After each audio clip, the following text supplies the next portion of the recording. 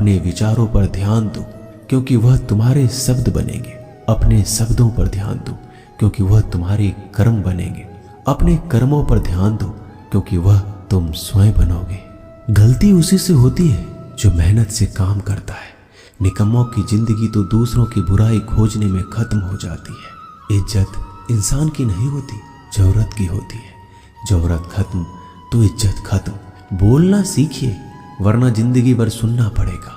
उड़ने में बुराई नहीं है, आप भी उड़े उतना ही जहां से जमीन साफ दिखाई देती हो। सिर्फ वो लोग आपकी परवाह करते हैं जो आपको तब भी सुन सकते हैं जब आप चुप होते हैं। चिंता उतना ही करिए जितने में काम हो जाए, उतना नहीं कि जिंदगी ही तमाम हो जाए। आप अपने शब्दों को चाहे जितनी भी समझदारी से बोलिए, लेकिन सुनने वाला अपनी योग्यता और अपने मन के विचारों के अनुसार उसका मतलब निकालता है। यकीन करो जो तुम्हें भूल चुका है वो भी याद करेगा, बस उसके मतलब के दिन आने दो। कहानी जिंदगी की यही है कि इसमें मनचाहा किरदार नहीं मिलता। जिंदगी तो अपने दम पर ही जी जाती है। दूसरों के कंधों पर तो सिर्फ जनाजे उठाए जाते हैं। आपकी मुस्कान, आपके चेहरे पर भगवान के हस्ताक्षर है। उसे अपने आंसुओं से धुल लें या क्रोध से मिटने ना दें। कोई भी व्यक्ति हमारा मित्र या शत्रु बनकर संसार में नहीं आता। हमारा व्यवहार और शब्द ही लोगों को मित्र और शत्रु बनाता है।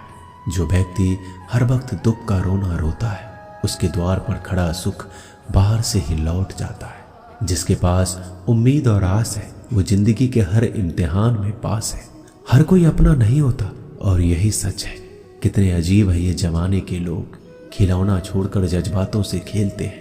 महान दिमाग विचारों की चर्चा करता है, औसत दिमाग घटनाओं की चर्चा करता है और छोटा दिमाग लोगों की चर्चा करता है। अहंकार ना पालिए जनाब, वक्त के समंदर में कई सिकंदर डूब गए।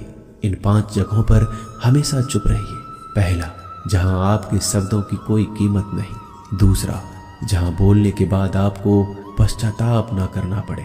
तीसरा, अगर आपके बोलने से किसी का दिल दुखता हो।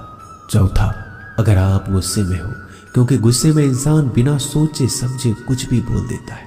और पांचवा, जहां आपको समझदारी से कोई सुनने वाला ना हो।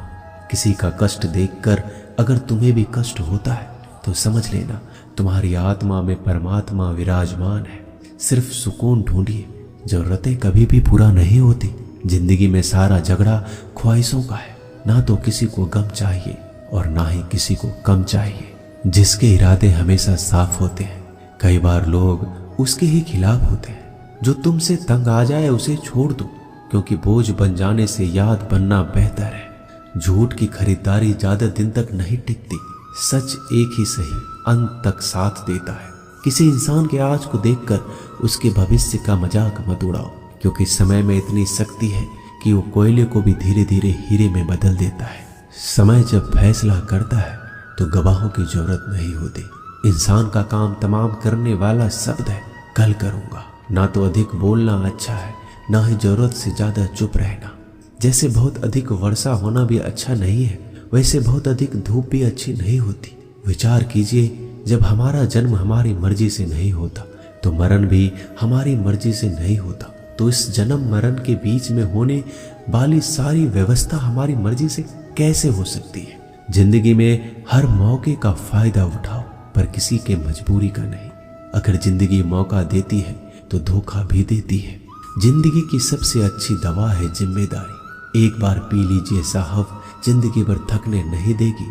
जीवन में प्रयास सदैव कीजिए। लक्ष्य मिले या अनुभव, दोनों ही अमूल्य है। जिंदगी में तकलीफें तो हवा के झोंकों से होती है, जो आती है और चली जाती है, पर जब भी आती है सभी के नकाब उतार कर जाती है। जो आपने सोचा है जरूरी नहीं कि वो मिल जाए, मगर जो भगवान ने सोचा है वह आपको जरूर मिलेगा। इंसान कर्म करने में अपनी मनमानी कर सकता है, मगर फल भोगने में नहीं। अपना वो होता है जिसके साथ बातें खुलकर की जा सके, ना कि संभल कर। मनुष्य अहंकार और गलतफहमी के कारण महत्वपूर्ण चीजों से दूर रहता है। गलतफहमियां सच नहीं बताती और अहंकार सत्य को देखने नहीं देता।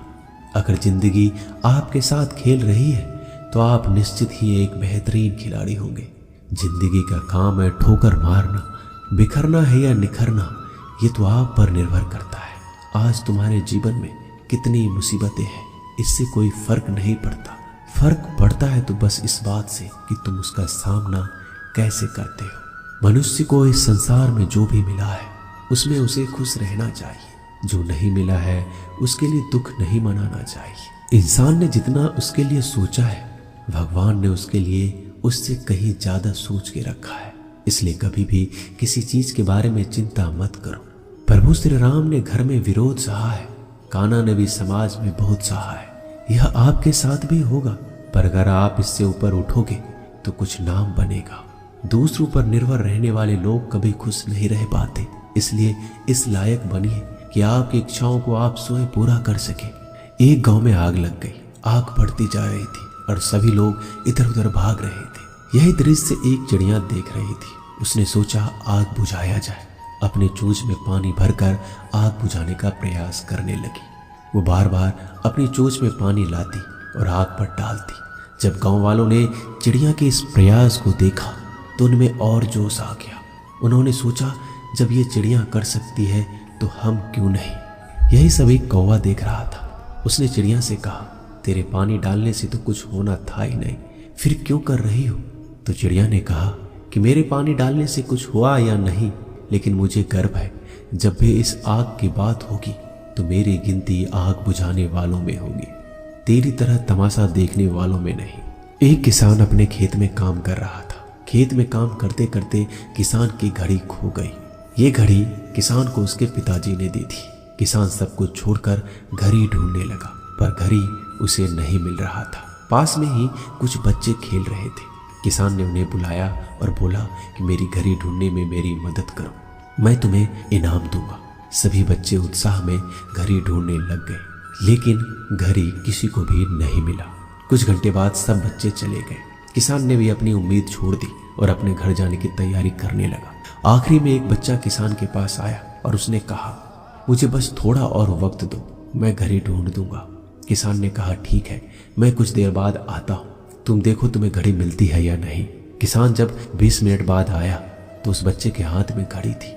किसान आश्चर्यचकित हो गया। बच्चे से पूछा, तुम्हें इतनी जल्दी घड़ी कैसे मिल गई। बच्चे ने कहा, सब कोई जा चुका था तो इतनी शांति थी कि मैं धीरे धीरे पूरे खेत में घूमकर आवाज सुनने लगा।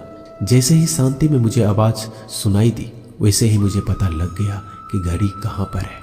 दोस्तों, ये कहानी शांत दिमाग का बहुत ही बढ़िया उदाहरण है। जब हमारा दिमाग शांत होता है तो हड़बड़ी चिंता खत्म हो जाती है और आसपास का शोर भी खत्म हो जाता है और हमारा दिमाग अपने आप काम करता है और हमें सही दिशा दिखाता है। दोस्तों, इस वीडियो में बस इतना ही। मैं आशा करता हूँ कि आपने इस वीडियो से बहुत कुछ सीखा होगा। मिलते हैं जल्दी एक नई वीडियो में। तब तक के लिए अपना ख्याल रखिएगा। धन्यवाद।